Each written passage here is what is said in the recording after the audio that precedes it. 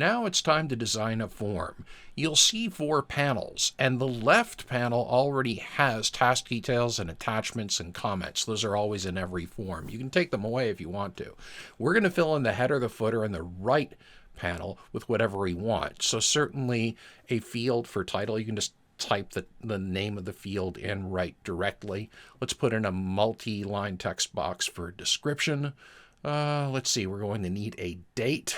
So the date and time picker. There we go. And let's call this request date.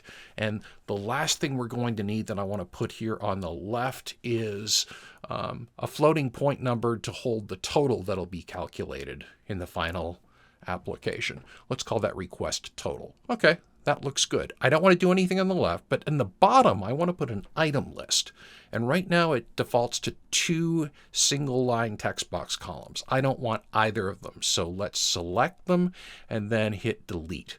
What I want to put in here are a couple of choice fields, autocomplete choice fields to be exact. And then I'm going to want a couple of specific floating point numbers to hold the quantity, the unit price, and the item total. The first 2 columns are going to be the supplier and the product. So let's fill in the name of the supplier, description, because this is always going to show up in the form as tooltips, so an explanation as to where the data is going to come from, and if there are any defaults or anything that would go down here in the check boxes. But what I really need to do is to create a pick list to choose things from. And I can do that elsewhere, but we make it really convenient to do it right here.